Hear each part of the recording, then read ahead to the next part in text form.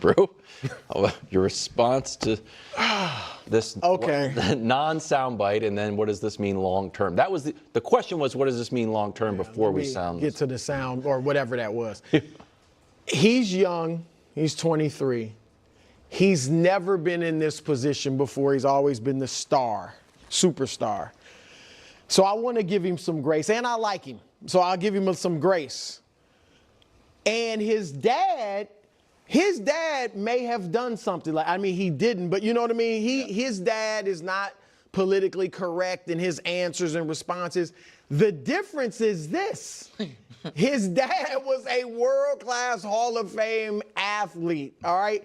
And everything Deion said, even as a coach thus far, he's backed up, okay? Shedeur is not that. Even if Shedeur becomes a very good quarterback, he's not his dad. He's not in that class and of his athlete. Dad wasn't a quarterback. Right, There's different rules. Fair or not, there's just different rules for quarterback and everybody else. So someone needs to sit Shedeur down and be like, this is not professional. And this is not going to endear him to the Browns' brain trust or to the other 31 teams. And that's the problem. And I get it, Shedeur, and this was obviously based on last week when he said, I could play better than some of these quarterbacks out there. But Shedeur, this is what he should have said. When they asked him about Dylan Gabriel, I'm happy for Dylan. I hope he makes the most of this situation. Even if obviously you want to be out there playing, would you want to play? Look, I have confidence in myself. I think I'm a good quarterback. Sure, I would love to play, but I'm not, so I'm going to support my teammate. That's it. Just leave it at that. So it's just a bad look. It's not the worst thing in the world, but it's a bad look for a quarterback. As far as quickly, Nick, what it'll mean for him, I think he'll get his shot. It all depends on Gabriel. If Gabriel goes out there and plays well and gives them a spark and they maybe win some games, the defense obviously is very good, Shedeur might not see the field if Gabriel's really good. And then next year I think they bring Shedeur back as a backup, I would think. If Gabriel, which is more likely, goes out there and is okay to bad, struggles, at times, then Shedeur will get his shot. And I think most people feel like this. I feel like this is what's going to happen. At some point, Shedeur will get his shot in several games. He'll be able to start several games. And so we'll see what he can do. But the interview. This is perfect, actually. I mean, I agree with almost everything Bruce said, but it's perfect because there is now just enough almost credibility for folks that want to be like, no matter what the kid does, you guys kill him. Oh, yeah. You know what I mean? He comes out and says, what do you want him to say? Of course, he didn't say anything bad about his teammate. He just said, I'm better than, some of these other guys, and you killed him. Yeah, in fact, some folks went on TV and said, shut your mouth. And now he does that. And you're going to kill him for that, too. So there's that's out there already. I think we have to just address that directly. That's sports media. That was Rex Ryan. So Rex Ryan eviscerated him. Rex said, get your butt in the front of the classroom, kind of implied he's not doing his studying, stop talking, all this stuff. And so I do think this, here is my no fake news hat on this. This is just an opinion. Here is my guess on what happened. Somebody in Shedeur's circle was like, hey, you know what you should do next time they ask you anything? Don't say anything in a response to that. They're like, that'll be clever. And Shedeur is so charming almost. Okay, this is just the dumbest thing I've ever heard in my entire life. Not what they're saying. The story in general, the Shedeur Sanders thing, all of this is just so stupid. This is why people pass on Shedeur Sanders. This is why nobody wants to deal with this. This is why the Cleveland Browns, who are just obviously a disaster of a franchise, are the ones dealing with this. The Minnesota Vikings aren't. The Denver Broncos aren't. Obviously, the Philadelphia Eagles, the Kansas City Chiefs, the Baltimore.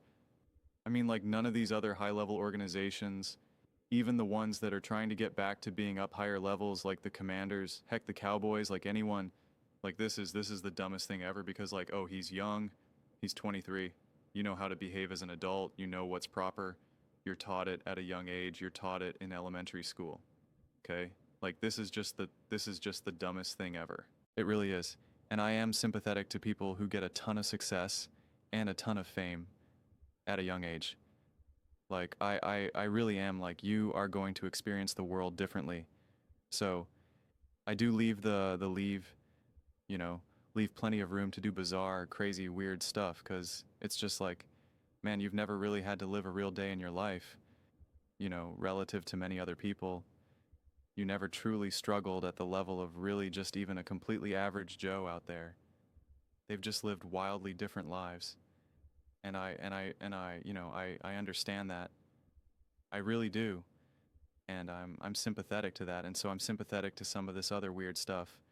I even defended Shedeur for the speeding ticket and all that type of stuff. But like, this is the real, like, when people say like, oh, he was really bizarre and bad in the interviews, and you had all the Shedeur Sanders fans try to be like, ah, this is such a lie. This is just them colluding against Shedeur, and this, like, these are all the things why. And if you're going to do weird, bizarre stuff like this, then you have to be an elite. You have to be just an inevitable quarterback. You have to be a monster from the jump. But you are not. You are the third string quarterback. Whether you agree with the decision or not, you have to play the game. That is how this works. That is how it works. And what this reminds me of more than anything is when I was a therapist at a men's inpatient rehab facility, and you're talking about people's lives who are ruined. Their lives are destroyed in the most intense way you could ever imagine. I've always said that, like, I can't ever really give examples because the examples are so extreme that I just don't even want to put it on a video. Just the most horrific things you could ever imagine. These people either did or they had them done to themselves. People who spent 20 plus years locked up. And some people who were just regular old people who just, you know, had a bad run at life. And at the rehab, we'd have all these rules. You had to wake up at this time. You couldn't drink coffee. The only coffee you'd have was CA, was caffeine free. You had resume, you had, you know, specific breaks.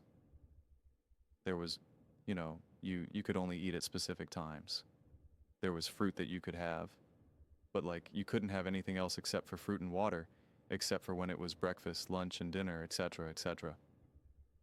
You know, it was very specific. And occasionally you'd have people that get really upset. Why can't we have coffee with C? Well, it's 12 on, I want coffee now. It's like, you can't have that. You can have caffeine-free coffee, you know, in the morning, and that's it, etc., etc. There's real reasons why. There's medical reasons why. That is for people who are going through withdrawal, anxiety, depression, all this type of stuff. And, you know, you can't eat whenever you want. Like, there's specific rules. They would freak out. One time they stole a cookie, you know, from the kitchen. And we were like, why did you do this? You know, and became a whole big thing in the community as what it was referred to as the community. And they would push back and they would say, it's just a cookie. What does it matter? We were hungry. We wanted cookies. So we went in the kitchen and got cookies. And it was like, you can't even follow one of the most basic elementary rules during a time when your life is completely out of control. You are failing right now. Your life is in shambles. You have no relationship with your children. You have no relationship with your parents. You have no relationship with your partner. You got nothing. You are broke. You are addicted. You got nothing going right now for you. And you are now at the one place that is trying to help you get your life in order. And you can't even just not eat a cookie when we say don't eat the cookie. It's not about the cookie itself. You're right. A cookie is not the same as any of the other really bad stuff that you can do out there. But if you can't even just not eat a cookie when we say don't eat the cookie, how do you think you're going to do once you're out on the streets? How do you think you're going to manage that? How do you think you're going to be able to say no to any of the other stuff that you have to deal with, that you have to face in your life? how are you going to take responsibility when you can't even take responsibility for just being like, you know what, I'm not allowed to eat a cookie, and so I'm not when the repercussions aren't even that serious. And that's what something like this just reminds me of. It's like you can't even just do the basic elementary stuff. And anyone who says this stuff doesn't matter. Yes, it does. Just like it matters of not eating like my one supervisor said, he cursed when he said it, but he was just like, you're right. It is just a cookie, but it's not your bleeping cookie. It's not yours to take. That's the point of it. That's the principle of it. So being able to handle these types of things matter. They matter. It's not just about how accurate can you throw the ball and you can overcome some of these other issues, like eating the cookie.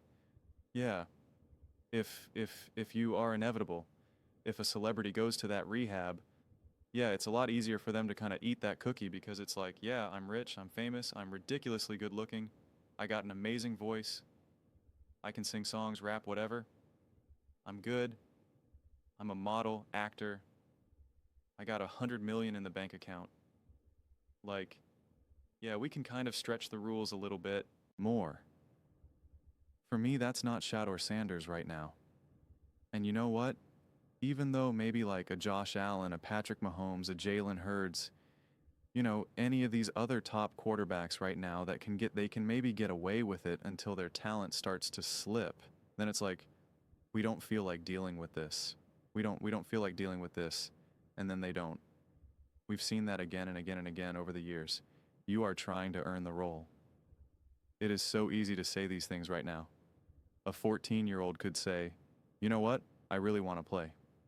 I truly believe that I am one of the best quarterbacks in the NFL right now. And I'm just excited to get the opportunity. I'm excited for Dylan. You know, man, we spent a lot of time. He's a great guy. I wish him nothing but the success. Obviously, it's painful to sit here, watch him, have the opportunity that I just want more than anything that I've dedicated my life to, but better believe I'm going to be on the sideline cheering for him, rooting for him. I just, I'm excited, even though in the back of your mind you're thinking, boy, I hope this guy throws 5 straight interceptions. Anyone who's ever been benched, anyone who's ever had to just sit on the bench waiting for his opportunity, you're kind of hoping there's a big party that's kind of like, I hope my team loses. I hope the guy in front of me doesn't look so good. Every athlete's had that feeling. I'm sure even Patrick Mahomes has had that feeling. Josh Allen, Tom Brady. It just is what it is. But the fact that you can't even navigate this type of adversity, it's the cookie comparison, man. It's not about the cookie. It's the fact that you can't even just not eat the cookie. It's just a cookie. What do you think you're going to do with all the other stuff out there? If you can't not eat a cookie, you're going to be a great father. You're going to be, you're not going to relapse. You're going to pay your bills on time, pay your rent, get a job. When you are at your lowest point, when you're trying to go all in on bettering your life, you can't even do basic elementary rules that like 3rd graders follow in elementary school. And that's something that you wrestle with and work with when you're working with the patients. It's like, do you understand what we're saying here? Do you understand? You can't keep just living in a me world. It's what we used to refer to it as like king baby. Just like it's me. It's like it's not how you're going to succeed in life, not how you're going to succeed. And so that's what comes to my mind more than anything, because you are going to have so many people be like, oh, this is ridiculous. They're always making a big deal out of everything. I don't know. I just find this thing so incredibly dumb. And at first I was skipping some of this because I'm like, who cares? Then you see this and I'm like, all right, you know what? There's a more interesting take here. There's a more interesting conversation here rather than, some of the other stuff that I'm hearing. But I mean, I don't know. It just, he rejected the Ravens offer. He rejected the Eagles. He could be starting right now. He could have a legitimate opportunity with the Baltimore Ravens. His decisions, man, his actions, that's what's happening here. That's what's happening here. Baltimore Ravens said, hey, we are interested. He's like, nah. And you would have a potentially golden opportunity. And now you're with the Cleveland Browns. Don't know what to tell you. You rejected the Philadelphia Eagles too, where their starting quarterback has missed multiple games in multiple seasons, and you were like, nah, I don't want no opportunity to work with the team that literally just won the Super Bowl that turned a second-round draft pick into a Super Bowl MVP. Like, I don't want nothing to do with that. Like, okay, sure, fine. I mean, if you don't want those things, man, good luck in Cleveland. Good luck. Those are just my thoughts. I'd absolutely love to hear yours. What do you guys all think about Shedeur Sanders? Fake speaking to reporters. And just the dumbest story in sports right now. Let me know in the comments below. I read every single comment. So, whether you agree with me or disagree with me, either way, let's get in some discussions, let's get in some fights, but ultimately, let's just have some fun. And please do consider subscribing. We are building an amazing community here, and I absolutely love to see you part of it. I want to build something that we all generally feel connected to, something that we're really excited to be part of. I think we're well on our way to doing it. And please don't forget to give this video a thumbs up, as it really does help with the visibility and the algorithm. Thank you so much. See you next time.